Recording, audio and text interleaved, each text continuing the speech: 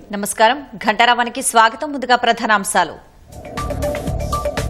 ఎమ్మెల్యేల అనర్హత పిటిషన్పై సింగిల్ బెంచ్ ఉత్తర్వులు కొట్టేసిన సీజే ధర్మాసనం.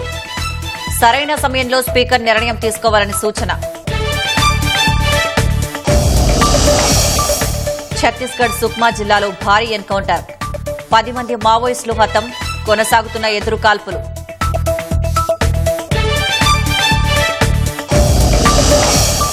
రాష్ట్రాలను బలోపేతం చేసేందుకే లోక్ మంథన్ కార్యక్రమాలు. భారతీయ సంస్కృతిలో భిన్నత్వంలో ఏకత్వం భాగమన్న రాష్ట్రపతి. నేటి నుంచి కాళేశ్వరంపై జస్టిస్ పీసీ ఘోష్ తదుపరి విచారణ. ఆనకట్టల అంశాలపై మాజీ ఐఏఎస్లను ప్రశ్నించనున్న కమిషన్. అమెరికా రెచ్చగొట్టే చర్యలకు పాల్పడుతోందన్న ఉత్తర కొరియా. శత్రుత్వ విధానాన్ని ప్రదర్శించడంలో కీలక మార్పు లేదన్న కిమ్ హెచ్చరిక.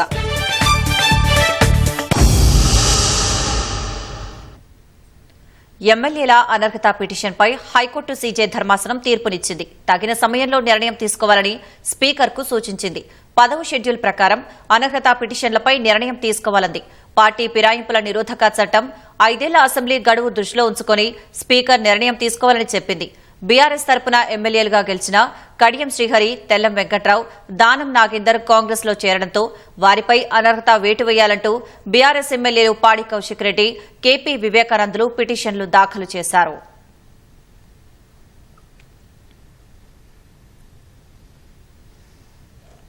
ఛత్తీస్గఢ్ లో మరోసారి తుపాకీలు గర్జించాయి. సుక్మా జిల్లాలో మావోయిస్టులకు భద్రతా బలగాలకు మధ్య భారీ ఎన్కౌంటర్ చోటు చేసుకుంది. ఈ ఘటనలో 10 మంది మావోయిస్టులు హతమయ్యారు. ఒడిశా సరిహద్దులు దాటి ఛత్తీస్గఢ్లోకి మావోయిస్టులు ప్రవేశించినట్లు నిఘా వర్గాల నుంచి సమాచారం అందినట్లు అధికారులు తెలిపారు. సుక్మా ప్రాంతంలో భద్రతా బలగాలు ఈ ఉదయం సెర్చ్ ఆపరేషన్ ప్రారంభించాయని చెప్పారు. భద్రతా బలగాలను చూసి నక్సల్స్ వారిపై కాల్పులు జరిపారు. వెంటనే అప్రమత్తమైన బలగాలు ఎదురు కాల్పులు జరిపాయి. ఈ కాల్పుల్లో 10 మంది మావోయిస్టులు మృతి చెందినట్లు వెల్లడించారు. ఘటనా స్థలంలో ఆటోమేటిక్ రైఫిల్ సహా పలు ఆయుధాలను స్వాధీనం చేసుకున్నట్లు తెలిపారు. ప్రస్తుతం ఇరు వర్గాల మధ్య కాల్పులు కొనసాగుతున్నాయని వెల్లడించారు.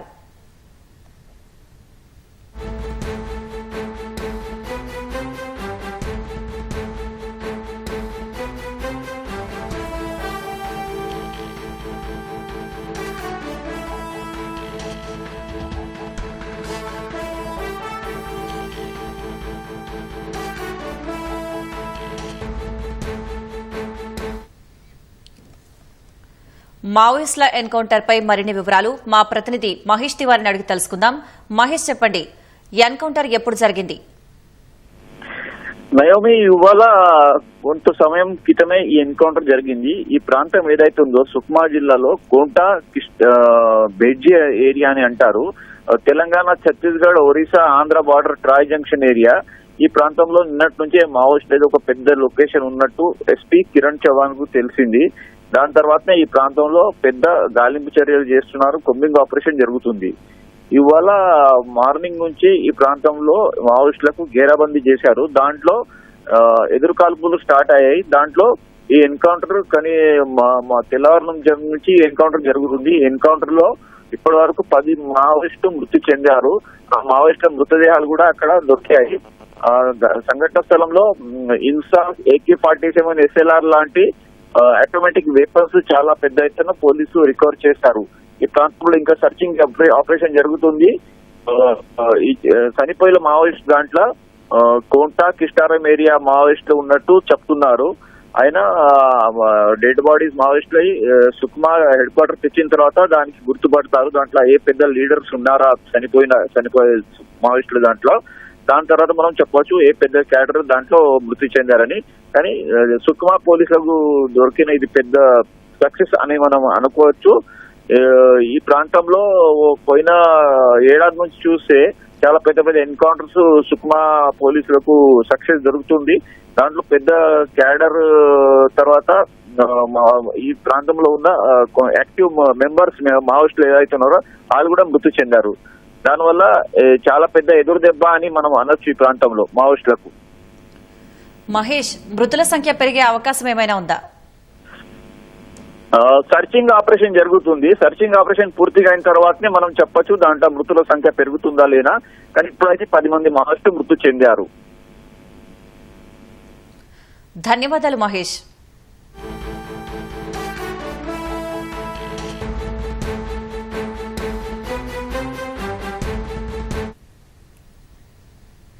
ప్రతిపక్షాలను తిట్టడానికి, అక్రమ కేసులు పెట్టడానికి తప్ప రైతుల కోసం కాంగ్రెస్ ప్రభుత్వం చేసిందేమీ లేదని మాజీ మంత్రి హరీష్ రావు విమర్శించారు.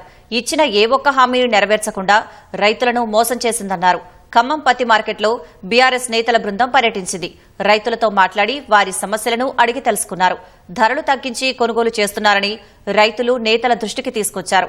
అకాల వర్షాలకు పంటలు దెబ్బతిని దిగుబడి రాక రైతులు ఇబ్బందులు పడుతున్నారని, కనీసం మద్దతు ధర కల్పించడంలో ప్రభుత్వం విఫలమైందన్నారు.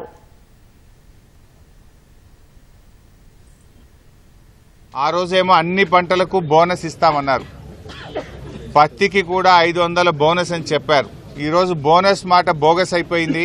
కనీసం మద్దతు ధర కూడా రావడం లేదు. ఒకవైపు అకాల వర్షాలతోని పంట దెబ్బతిని రైతులు తీవ్రమైనటువంటి బాధలో ఉన్నారు. పెట్టుబడి సాయం కూడా ఇయ్యలే ఈ ప్రభుత్వం. 500 బోనస్ దేవుడికి గాని 1000 రూపాయలు మద్దతు ధర కంటే తక్కువ కొంటున్నారు. అంటే 1500 రూపాయలు నష్టం. ప్రతి క్వింటాల్ మీద మీరు 500 బోనస్ అన్నారు, బోనస్ ఇవ్వడం లేదు. పైగా 1000 రూపాయలు మద్దతు ధర తక్కువ ఇవ్వడం వల్ల ప్రతి రైతుకు క్వింటల్ మీద 1500 రూపాయలు ఈ కాంగ్రెస్ ప్రభుత్వం నష్టం చేస్తా ఉంది. ఎంతసేపు ప్రతిపక్షాల మీద కుట్రలు చేయడం, ప్రతిపక్షాలను అరెస్టులు చేయడం, అక్రమ కేసులు పెట్టడం, ప్రతిపక్షాలను వేధించడమే తప్ప రైతులకు సాయం చేయడానికి ఎందుకు ఈ ప్రభుత్వానికి మనసు రావడం లేదు.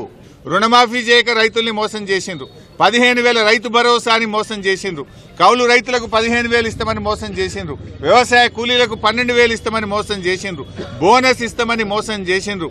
అన్ని మాయమాటలు చెప్పి ఇలా రైతుల్ని నట్టేట ముంచింది కాంగ్రెస్ ప్రభుత్వం. ప్రభుత్వం అనేక సంక్షేమ పథకాలు చేపడుతున్నప్పటికీ ప్రతిపక్షాలు ఓర్వలేనితనంతో అడ్డంకులు సృష్టిస్తున్నాయని మంత్రి దుద్దిళ్ల శ్రీధర్బాబు మండిపడ్డారు. రైతులకిచ్చిన ప్రతి హామీని నెరవేరుస్తున్నామని ధర్మపురి ఎమ్మెల్యే క్యాంపు కార్యాలయంలో వ్యాఖ్యానించారు. ధర్మపురి పట్టణ అభివృద్దికి కాంగ్రెస్ ప్రభుత్వం కట్టుబడి ఉందని, స్థానిక ఎమ్మెల్యే ఇప్పటికే ప్రతిపాదనలు సిద్దం చేశారని వెల్లడించారు. గత ప్రభుత్వం క్రమశిక్షణ లేకుండా ఆర్థిక వ్యవస్థను నడిపిన ధర్మిల్లా కూడా మేము రైతులకు ఇచ్చిన వరి ధాన్యానికి సంబంధించి సన్నాలకి 500 రూపాయల బోనస్ ఇస్తామని చెప్పాం. కనీసం మద్దతు ధర ఇస్తూ సన్నాలకి 500 రూపాయల బోనస్ను కూడా ఈరోజు ధాన్యం కొనుగోలు చేసిన రైతు సోదరుడికి అందజేస్తా ఉన్నాం. ప్రభుత్వంని అప్రతిష్ట చేసే కార్యక్రమాన్ని ఎంచుకొని గత 10 నెలల నుంచి చేసే ప్రయత్నంలో దీంట్లో అన్న విజయవంతంగా ముందుకు రాదాం అనుకున్నారు. వాళ్ళ పప్పులు ఉడకలే. మేము ఇచ్చిన ప్రతి మాటను నిలబెట్టుకునే ప్రయత్నంలోనే ముందుకు సాగుతా ఉన్నాం. పేరుకే మన ప్రభుత్వం, కానీ ఏ పనులు కావడం లేదు. ఇప్పటికీ బీఆర్ఎస్ నాయకులకే పనులు అవుతున్నాయని పీసీసీ సమావేశంలో కాంగ్రెస్ నాయకులు ఆందోళన వ్యక్తం చేశారు. తహసీల్దార్ ఆఫీసులు, పోలీస్ స్టేషన్లలో గులాబీ పార్టీ నాయకుల హవా కొనసాగుతోందని వాపోయారు. బయట నుంచి వచ్చిన వారితో తీవ్ర ఇబ్బందులు పడుతున్నామని, సోనియమ్మ పుట్టినరోజు వరకైనా పార్టీ, ప్రభుత్వ పదవులు భర్తీ చేయాలని పలువురు నేతలు పీసీసీ అధ్యక్షుడిని కోరారు. పీసీసీ అధ్యక్షుడు మహేష్ కుమార్ గౌడ్ అధ్యక్షతన జరిగిన విస్తృత స్థాయి కార్యవర్గ సమావేశంలో డిప్యూటీ సీఎం భట్టి విక్రమార్క, మంత్రులు పొంగులేటి, సీతక్కతో పాటు ఎమ్మెల్యేలు, ఎంపీలు, ఎమ్మెల్సీలు, కార్పొరేషన్ చైర్మన్లు, సీనియర్ నాయకులు పాల్గొన్నారు. కాంగ్రెస్ ను అధికారంలోకి తీసుకొచ్చేందుకు కష్టపడిన నాయకులు, కార్యకర్తలకు న్యాయం జరగడం లేదని పలువురు ఆందోళన వ్యక్తం చేసినట్లు తెలిసింది. ప్రభుత్వం వచ్చి ఏడాది కావచ్చినా క్షేత్రస్థాయిలో తహసీల్దార్ కార్యాలయాలు, పోలీసు స్టేషన్లలో కాంగ్రెస్ నాయకులకు విలువ లేకుండా పోయిందని వాపోయారు. 10 ఏళ్లు బీఆర్ఎస్ ప్రభుత్వాన్ని ఎదురొడ్డి నిలబడ్డ తమకు ప్రాధాన్యత ఇవ్వడం లేదని పార్టీ రాష్ట్ర నాయకత్వం దృష్టికి తీసుకెళ్లారు. బీఆర్ఎస్ నాయకులకే ప్రభుత్వ కార్యాలయాల్లో పనులవుతున్నాయని, బయట పార్టీల నుంచి కాంగ్రెస్లో చేరిన చోట కార్యకర్తలు తీవ్ర ఇబ్బందులు పడుతున్నారని తెలిపినట్లు సమాచారం. ఇతర పార్టీల నుంచి కాంగ్రెస్లోకి వచ్చిన నేతలు వారి అనుచరులకే పదవులు ఇప్పించుకుంటున్నారని కొందరు ఆందోళన వ్యక్తం చేసినట్లు తెలుస్తోంది. క్షేత్రస్థాయి సమస్యలపై తనకు పూర్తిగా అవగాహన ఉందని, నాయకుల మధ్య విభేదాలను తొలగించేందుకు తాను, సీఎం రేవంత్ రేవంత్ రెడ్డి కృషి చేస్తున్నట్లు పీసీసీ అధ్యక్షుడు మహేష్ కుమార్ గౌడ్ తెలిపారు. కష్టపడి పనిచేసిన వారికి పదవులను ఇవ్వాలని రెవెన్యూ మంత్రి పొంగులేటి శ్రీనివాసరెడ్డి కోరారు. భట్టి విక్రమార్క జోక్యం చేసుకుని పార్టీ కోసం కష్టపడి పనిచేసిన వారికి తగిన ప్రాధాన్యత ఉంటుందని భరోసా ఇచ్చారు. నామినేటెడ్ పదవుల విషయంలోనూ పార్టీ కోసం పనిచేసిన వారికే ప్రాధాన్యత ఇచ్చేట్లు చూస్తామని హామీ ఇచ్చినట్లు తెలుస్తోంది. కార్పొరేషన్, మార్కెట్ కమిటీ పదవుల్లో మహిళలకు తగిన గుర్తింపు లభించలేదని, మిగిలిన పదవుల భర్తీలోనైనా ప్రాధాన్యమివ్వాలని మహిళా కాంగ్రెస్ రాష్ట్ర అధ్యక్షురాలు సునీతారావు కోరారు. ఈనాటి కార్యక్రమానికి అధ్యక్షత వహిస్తున్న తెలంగాణ రాష్ట్ర మహిళా కాంగ్రెస్ అధ్యక్షురాలు శ్రీమతి సునీతారావు గారు. ఏడాదిలో రేవంత్ సర్కార్ అద్భుత పాలన అందించిందని పీసీసీ అధ్యక్షుడు మహేష్ కుమార్ గౌడ్ కొనియాడారు. 10 ఏళ్లలో బీఆర్ఎస్ ప్రభుత్వం చేయలేని అనేక పనులు కాంగ్రెస్ ప్రభుత్వం చేసి చూపించిందన్నారు. అభివృద్ది, సంక్షేమ కార్యక్రమాలు ప్రజల్లోకి విస్తృతంగా తీసుకెళ్లాలని పార్టీ శ్రేణులకు ఆయన పిలుపునిచ్చారు. విపక్షాలు చేసే దుష్ప్రచారాన్ని తిప్పికొట్టాలని సూచించారు. పార్టీ కోసం పనిచేసిన అందరికీ పదవులు ఇవ్వడానికి ప్రయత్నం చేస్తున్నామని మహేష్ కుమార్ గౌడ్ భరోసా ఇచ్చారు. వికారాబాద్ జిల్లా కలెక్టర్ ఇతర అధికారులపై దాడికి మాజీ మంత్రి కేటీఆర్ కుట్ర పన్నారని కాంగ్రెస్ నేతలు పునరుద్ఘాటించారు. లగచర్ల ఘటనపై క్షేత్రస్థాయిలో సందర్శించి రైతులతో మాట్లాడినట్లు ఎంపీ మల్లురవి, వ్యవసాయ commission chairman Kodanda Reddy, MLA Rammohan Reddy, ST corporation chairman Bellaiah Nayak వివరించారు. సురేష్ ద్వారా కలెక్టర్పై దాడికి పాల్పడ్డారని విమర్శించిన మల్లురవి, కానీ కలెక్టర్ డ్రైవర్ చాకచక్యంగా వ్యవహరించడంతో పెనుముప్పు తప్పిందని తెలిపారు. క్షేత్రస్థాయి పర్యటన వివరాలు ఇవాళ ముఖ్యమంత్రి రేవంత్ రెడ్డికి అందిస్తామని వెల్లడించారు. బీఆర్ఎస్ పార్టీ కేటీఆర్ గారు, వారి తర్వాత నరేందర్ రెడ్డి గారు, తర్వాత సురేష్ గారు, వీళ్ళంతా ఒక పథకం ప్రకారం కలెక్టర్ అక్కడ పిలిచి ఆయన మీద దాడి చేశారనే విషయం ఆ లగచర్ల కొడంగల్ పోయి స్వయంగా ఎక్కడైతే సంఘటన జరిగిందో అక్కడ పోయి మాట్లాడి రావటం జరిగింది. అక్కడ ప్రజలందరూ కూడా ఈ సంఘటనను తీవ్రంగా ఖండిస్తున్నారు. వాళ్ళు బాధపడుతున్నారు. కొంతమంది చేసినటువంటి ఈ దాడి వల్ల అక్కడ కొడంగల్ మొత్తానికి, లగచర్ల గ్రామానికి చెడ్డ పేరు వస్తుందని ముఖ్యమంత్రి గారిని స్వయంగా కలిసి వారే ముఖ్యమంత్రితో మాట్లాడుతారని చెప్పారు. 4 కాలాల పాటు ముఖ్యమంత్రిగా రేవంత్ రెడ్డి గారు కొనసాగాలని, వారు చేసినటువంటి మంచి కార్యక్రమాలన్నీ కొనసాగాలని, ముఖ్యంగా కొడంగల్లో ప్రజలందరూ కూడా ఏకాభిప్రాయంతో ఉన్నారు. అమెరికాలో హైదరాబాద్కు చెందిన యువకుడిని పుట్టినరోజు నాడే మృత్యువు కబలించింది. అట్లాంటాలోని కెనెసా స్టేట్ యూనివర్సిటీలో ఎంఎస్ 2వ ఏడాది చదువుతున్న పాల్వాయ్ ఆర్యన్ రెడ్డి ఈ నెల 13న మృతి చెందగా ఆలస్యంగా వెలుగులోకి వచ్చింది. ఉప్పల్ ధర్మపురి కాలనీలో నివసించే పాల్యాయ్ సుదర్శన్ రెడ్డి, గీతా దంపతుల ఏకైక కుమారుడు ఆర్యన్ రెడ్డి గత ఏడాది డిసెంబర్లో ఉన్నత చదువులకు అమెరికా వెళ్లారు. ఈ నెల 13న స్నేహితులతో కలిసి తన పుట్టినరోజు వేడుకలు జరుపుకున్నారు. అదే రోజు ఆర్యన్ రెడ్డి ఉండే గది నుంచి తుపాకీ శబ్దం వచ్చింది. స్నేహితులు వెళ్లి చూసే సమయంలో అక్కడికక్కడే ఆర్యన్ రెడ్డి మృతి చెందాడు. తుపాకీని శుభ్రం చేసే సమయంలో ప్రమాదవశాత్తు పేలి ఆర్యన్ మృతి చెందాడని ఆయన తండ్రి సుదర్శన్ రెడ్డి పేర్కొన్నారు.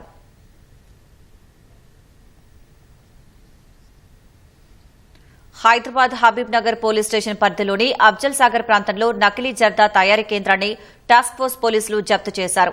సుమారు 4.5 లక్షల రూపాయలు విలువ చేసే నకిలీ జర్దాను స్వాధీనం చేసుకున్నారు.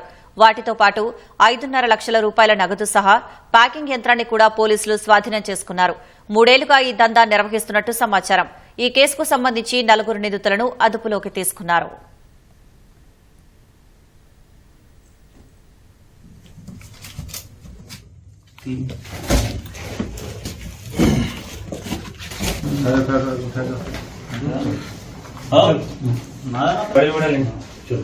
समाज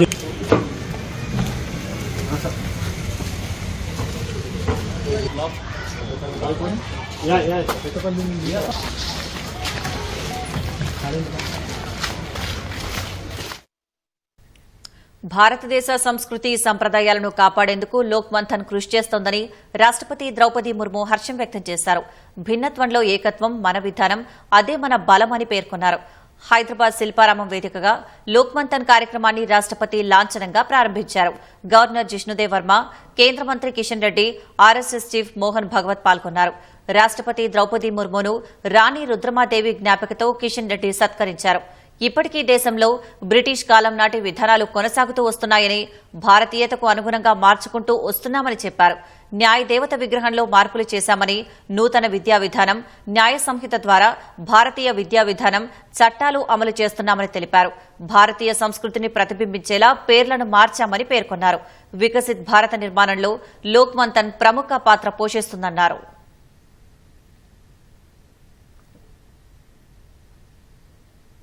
प्राचीन काल से ही भारतीय विचारधारा का प्रभाव विश्व में दूर दूर तक फैला हुआ है। ये प्रभाव आज भी उन देशों की धार्मिक और सांस्कृतिक परंपरा में देखा जाता है। भारतीय संस्कृति इस विशाल प्रभाव क्षेत्र को कुछ लोग इंडोस्फीयर का नाम देते हैं। इंडोस्फीयर यानी विश्व का ऐसे क्षेत्र जहां भारत के जीवन मूल्यों और संस्कृति का प्रभुत्व था और आज भी दिखाई देता है। भारत के धार्मिक मान्यताएं, कला, संगीत, प्रौद्योगिकी, चिकित्सा पद्धति, भाषा और साहित्य दुनिया भर में सराहा जाते हैं। सबसे पहले भारतीय दर्शन पद्धतियों ने भी आदर्श जीवन मूल्यों का उपहार विश्व समुदाय को दिया था। अपने पूर्वजों की इस गौरवशाली परंपरा को और मजबूत बनाना हमारा दायित्व है। भारत को पुनः श्रेष्ठतम राष्ट्र बनाने के लिए देशवासियों की मानसिकता को एकता और श्रेष्ठता के सूत्रों में पिरोना हम लोगों का कर्तव्य है। लोक मंथन की विषय है लोक अवलोकन है। इसमें लोक विचार, लोक व्यवहार और लोक व्यवस्था के 3 महत्वपूर्ण आयामों पर विचार विमर्श किया जाएगा। मेरे विचार से एक विकसित राष्ट्र के निर्माण के लिए सभी देशवासियों में राष्ट्र को सर्वोपरि मानने की भावना का संचार करना अनिवार्य है। देशवासी ये समझ पाएंगे कि समरसता हमेशा हमारी सभ्यता का आधार रही है। समरसता और एकता की यही शक्ति हमारी राष्ट्रीय प्रगति को ऊर्जा प्रदान करेगी। Bharat, the cradle of one of world's oldest civilization, has always been a beacon of diversity, harmony and intellectual prowess. In the words of Dr. B.R. Ambedkar, it is the unity of culture that is the basis of our nationalism. This unity, deeply embedded in our civilizational ethos, is not merely an idea, but a living reality manifested in the lives of ordinary people across our vast nation. There is a land where diversity thrives in every aspect: language, religion, cuisine, art forms. Yet beneath this vibrant diversity lies the unifying thread of Bharatiyata. Lokmanthan राष्ट्र प्रथम की भावना से काम करने वाले एक non political organisation है। भारतीय लोक परंपरा, भारतीय संस्कृति, भारतीय कला, भारतीय आदिवासी जनजीवन, भारतीय सामाजिक एकता, भारतीय ज्ञान विज्ञान संपदा, भारतीय knowledge system, education, health and medicine, temple science, environment आदि सहित विभिन्न क्षेत्रों में भारतीय लोक विचार, भारतीय लोक व्यवहार, भारतीय लोक व्यवस्था की विभिन्न धाराओं पर मंथन करने वाली राष्ट्रवाद संस्था लोक मंथन है। मुझे लगता है कि यहाँ एक राष्ट्रवाद का और राष्ट्रीय एकता का संचार करने वाली एक कुंभ मेला इस 3 दिन में होने वाला है, जिसके चिंतन मंथन से भारतीय समाज को एक नया रूप और नया दिशा मिलने वाला है। लोक मंथन भारत की वर्तमान और भविष्य की समस्याओं के समाधान के लिए नहीं, बल्कि विश्व के कल्याण के लिए भी एक मंथन होने वाला है। ప్రభుత్వ విద్యాలయాల్లో ఆహారం వికటించి విద్యార్థులు ఆసుపత్రుల పాలవుతున్నా అధికారుల్లో చలనం రావట్లేదు. నారాయణపేట జిల్లా మాగనూరు ప్రభుత్వ ఉన్నత పాఠశాలలో జరిగిన ఘటన ఇందుకు నిదర్శనంగా నిలుస్తోంది. విషాహారం ఘటనలో వంట ఏజెన్సీని రద్దు చేసి ఇన్ఛార్జ్ హెడ్ మాస్టర్పై చర్యలు తీసుకున్నా మరుసటి రోజు మధ్యాహ్న భోజనంలోనూ మళ్లీ పురుగులు రావడం అధికారుల నిర్లక్ష్యానికి అద్దం పడుతోంది. ఉమ్మడి మహబూబ్ నగర్ జిల్లాలో ఈ తరహా ఘటనలు పదే పదే పునరావృతం కావడం ఆందోళన కలిగిస్తోంది. ప్రభుత్వ పాఠశాలలు, కేజీబీవీలు, సంక్షేమ హాస్టళ్లు, గురుకులాలు ఇలా ఎక్కడ ఆహారం వికటించి విద్యార్థులు ఆస్పత్రుల పాలైనా అధికారుల తీరు మారట్లేదు. అప్పటికప్పుడు తనిఖీలు చేయడం, బాధ్యులపై చర్యలు తీసుకోవడం, ఆ తర్వాత పట్టించుకోకపోవడం షరామామూలైపోయింది. నారాయణపేట జిల్లా మాగనూరు ప్రభుత్వ ఉన్నత పాఠశాలలో జరిగిన ఘటనే ఇందుకు ఉదాహరణగా నిలుస్తోంది. బుధవారం మాగనూరు జిల్లా పరిషత్ ఉన్నత పాఠశాలలో మధ్యాహ్న భోజనం వికటించి 50 మందికి పైగా విద్యార్థులు అస్వస్థతకు గురయ్యారు. వారిలో 15 మందిని మహబూబ్ నగర్ జనరల్ ఆస్పత్రికి తరలించారు. ఘటనపై ఆగ్రహం వ్యక్తం చేసిన సర్కారు వంట ఏజెన్సీని రద్దు చేసి ఇన్ఛార్జ్ హెడ్ మాస్టర్ ఎంఈఓపై సస్పెన్షన్ వేటు వేసింది. మరుసటి రోజు స్వయంగా జిల్లా కలెక్టర్ సిక్తా పట్నాయక్ పాఠశాలకు వెళ్లి విచారించి తగు సూచనలిచ్చి వెళ్లారు. అయినా మధ్యాహ్నం భోజనంలో మళ్లీ పురుగులు రావడంతో విద్యార్థులు తినకుండా పడేశారు.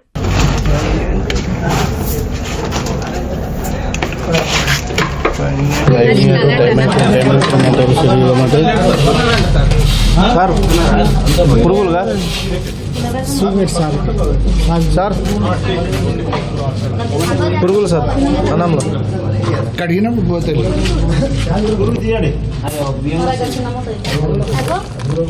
2 సార్లు కడిగితే పోతుందమ్మా.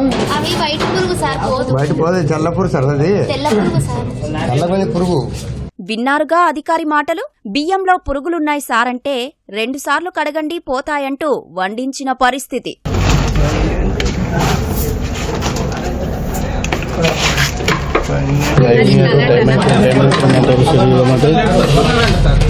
సార్ పురుగులుగా సార్ పురుగులు సార్ అన్నంలో కడిగినప్పుడు పోతాయి.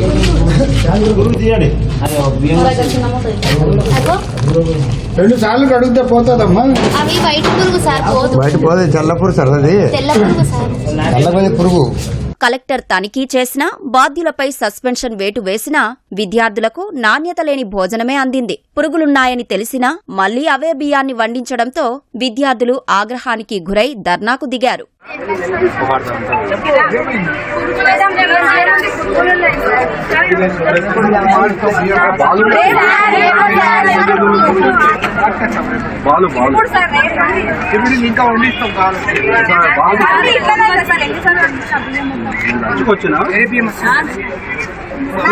రేపటి నుంచి కొత్త బియ్యం చేస్తున్నాము.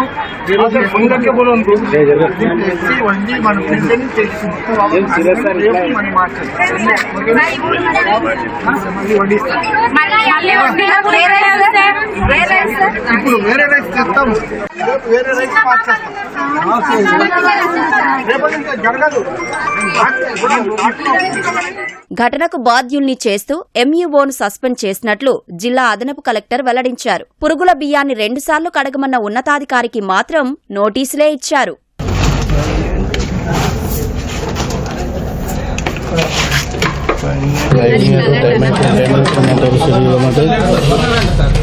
సార్ పురుగులుగా సార్ పురుగులు సార్ అన్నంలో కడిగినప్పుడు పోతాయి.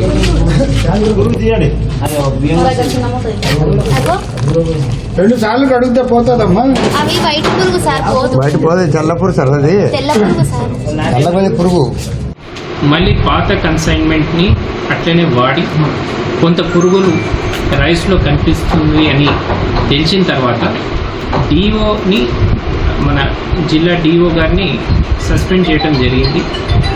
అండ్ పెండింగ్ ఎంక్వైరీ తర్వాత దీంతో పాటు ఇక్కడ ఉన్న సిబ్బంది ఎవరైతే who are dispatched for undertaking this program of distributing rice, వాళ్ళు ఆర్టీఓ కానివ్వండి, ఎంపీడీఓ కానివ్వండి అండ్ ఫుడ్ ఇన్స్పెక్టర్ ముగ్గురికి కూడా షోకాజ్ నోటీసెస్ ఇష్యూ చేయడం జరిగింది. వాళ్ళ రెస్పాన్స్ బట్టి will go head, district administration will go head and take a stringent action as per rules.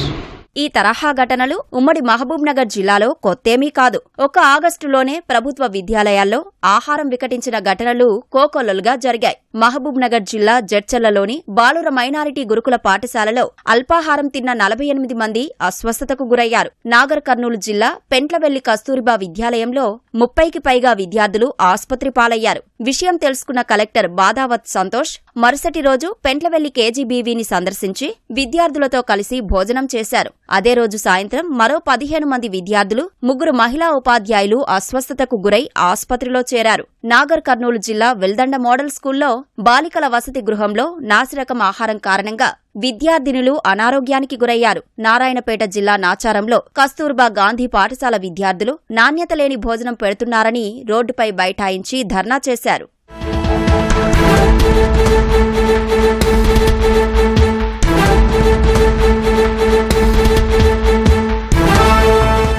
August 13న రాష్ట్ర వ్యాప్తంగా కొన్ని సంక్షేమ హాస్టళ్లలో ఏసీబీ అధికారులు దాడులు చేశారు. అందులో భాగంగా మహబూబ్ నగర్ జిల్లా కోయల్కొండ బీసీ బాలుర హాస్టల్పై దాడులు చేసిన అధికారులు అక్కడి వైఫల్యాలను బయటపెట్టారు. పురుగులు పట్టిన సరుకులు, కుళ్లిపోయిన కూరగాయలు, పండ్లను గుర్తించారు. ఈ ఘటనల్లో బాధ్యులపై చర్యలు తీసుకుని సరుకుల్ని మార్చారు. అయినా ఈ తరహా ఘటనలు ఉమ్మడి జిల్లాలో పునరావృతం అవుతూనే ఉన్నాయి.